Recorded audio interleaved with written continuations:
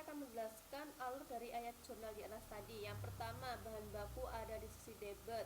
Di sisi debit ini berarti 3.500 karena dia mempunyai awal modalnya. Bahan baku bernilai 3.500. Kemudian di sisi kredit 3.280 ini adalah jumlah bahan baku yang digunakan. Oke.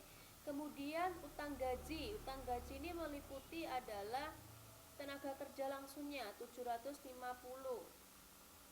Kemudian ini adalah 615 didapat di sisi kredit utang gajinya karena nanti kewajiban perusahaan untuk membayar jam tenaga kerja langsungnya. Kemudian ini adalah overhead aktualnya. Overhead aktual didapatkan dari yang pertama adalah overhead yang dibebankan. Ini adalah variansi selisihnya dari overhead aktual dengan overhead yang dibebankan terlalu rendah. Kemudian yang ketujuh ini adalah piutang dagangnya. Piutang dagang ini terdiri dari piutang dagang dari Super Shake, yaitu 2.320 ditambahkan dengan biaya 50%-nya. Jadi 3.480 didapatkan dari 2.320 dikalikan dengan 50% dari 2.320. Oke. Kemudian setelah bahan baku, kemudian ada tenaga kerja langsung dan overhead. Setelah itu kita masuk ke barang dalam proses. Jadi 3.280 ini tadi yang semua dikredit dimasukkan ke debit bagian barang dalam proses, berarti masuk ya, masuk yang akan diproduksi. Kemudian setelah selain bahan baku ada tenaga kerja langsung dan ini adalah overhead yang dibebankan.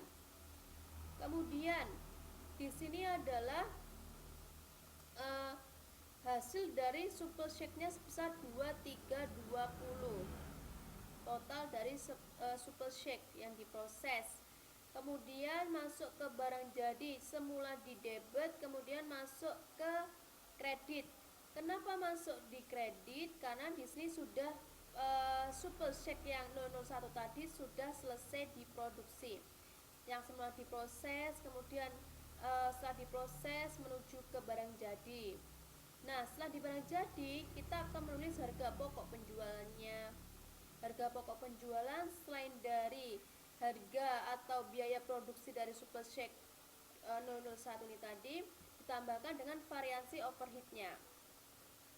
Nah, sehingga untuk laba penjualan ini didapatkan 3.480. Ini adalah total dari ketika kita akan menjual ke konsumen atau distribusi, itu kita harus menambah biaya ditambahkan 50% dari biayanya. Jadi 2320 ini tadi ditambahkan dengan 50% dari 2320 yaitu 1160 sehingga didapatkan laba penjualannya 3480.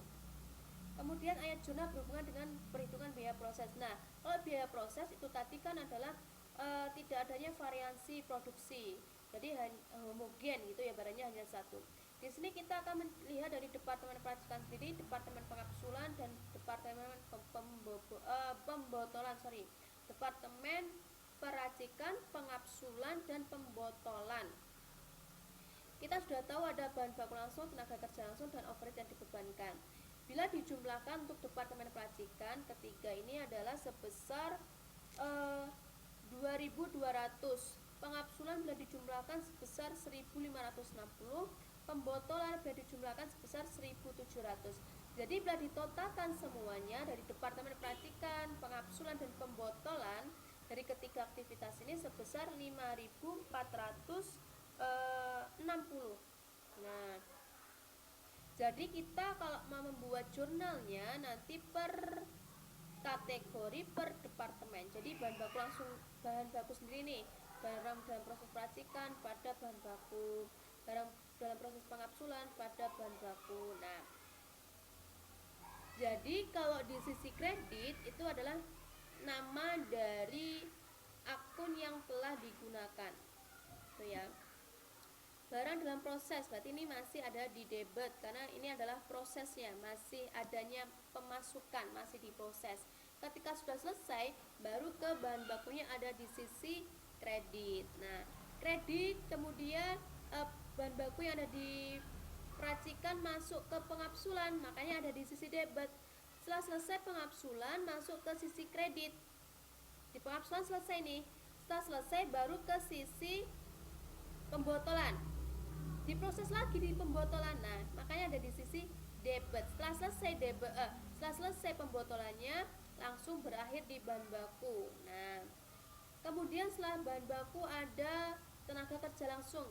Nama akunnya utang gaji karena ini adalah kewajiban bagi perusahaan. Sama yang poin 4, 5, 6 sama dengan 1, 2, 3.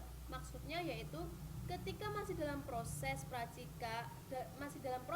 otomatis ini ada di sisi debit. Setelah selesai itu harus di sisi kredit untuk menjelaskan. Sama dengan 7, 8, 9. Jadi kalau masuk ke proses dari setiap departemen nanti ada di sisi debit. Setelah selesai nanti ada di sisi kredit. Oke. Barang dalam proses pengabsulan, barang dalam proses peracikan. Nah, ini adalah overheatnya ya. Jadi ini tadi sudah mulai, Jadi ini sudah mulai dari prosesnya pengabsulan ke peracikan, gitu. Kemudian, ini mau peracikan ada di sisi kredit karena di sini sudah selesai dan masuk ke pengabsulan. Makanya pengabsulan ada di sisi debit. Kemudian pengabsulan selesai masuk ke sisi kredit, kemudian masuk ke sisi pembotolan. Makanya pembotolan ada di sisi debit. Setelah pembotolan selesai maka masuk ke sisi kredit. Setelah pembotolan selesai otomatis barang jadi ada di sisi debit. Nah, ini adalah peracikan, pengabsulan, pembotolan dan barang jadi. Peracikan prosesnya ini tadi ada yang dimasukkan adalah bahan baku, kemudian ada tenaga kerja langsung, kemudian adalah overheatnya. Jadi yang bagian departemen peracikan ini nanti dibuat ayat yang ada di bawah tadi, gitu. Nih ya. Jadi ini adalah total dari yang jumlah departemen peracikan. Oke, dimasukkan sisi kredit, kemudian dipindahkan ke sisi debit. Berarti setelah selesai peracikan masuk ke sisi pengabsulan. Ini adalah biaya mulai dari tenaga kerja. Yang pertama tadi adalah bahan baku langsung, tenaga kerja langsung dan overheatnya.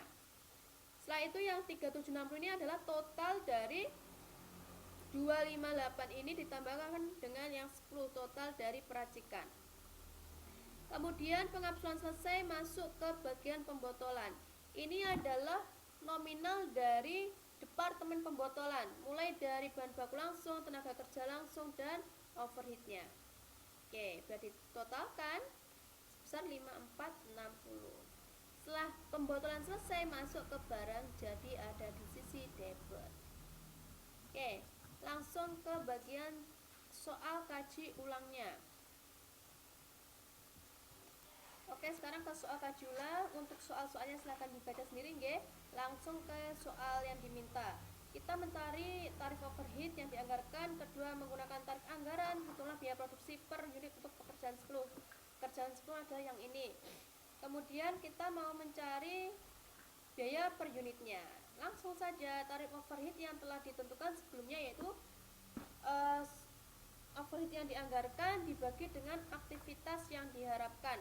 600.000 didapatkan dari ini, yang dianggarkan 600.000 ditambahkan, kemudian 60.000 dibagi dengan 60.000 yaitu aktivitas yang diharapkan 50.000 untuk departemen A, departemen B 10.000. Sehingga didapatkan tarif overheat sebesar 10 US dollar per jam. Kemudian yang kedua yaitu mencari biaya produksi per unitnya untuk pekerjaan 10. Bahan bakunya yaitu sebesar 20.000.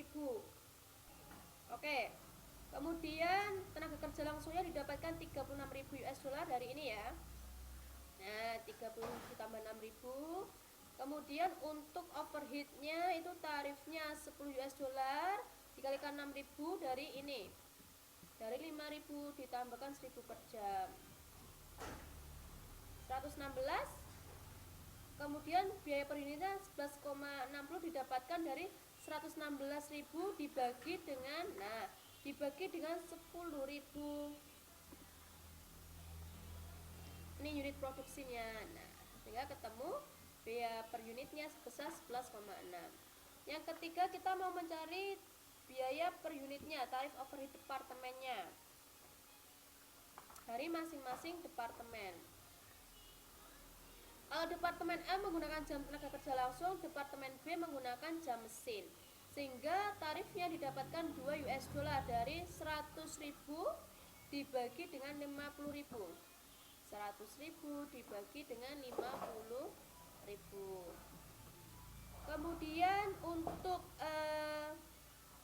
departemen B, nah departemen B didapatkan dari 500.000 dibagi dengan 50.000 juga. Ingat, departemen B menggunakan jam mesin ini ya, 500.000 dibagi dengan 50.000. Kemudian kita mencari tarif yang dianggarkan. Bahan baku langsungnya 20.000 sama, tarifnya 36.000 sama. Departemen A overheadnya ini yang berbeda. Departemen A 10.000, departemen B 12.000. Dari mana, Bunda?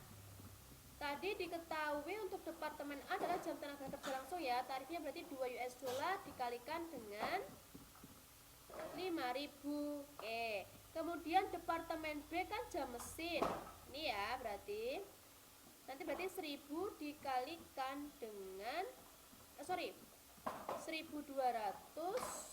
Ini ya, jam mesin. Karena kalau departemen A menggunakan tenaga kerja langsung berarti 5.000. Kalau departemen B menggunakan jam mesin berarti 1.200 dikalikan dengan tarifnya sebesar 10 US dollar.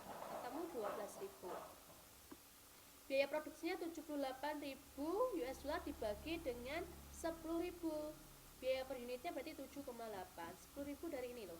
Nah, oke, berarti sudah ketemu ya.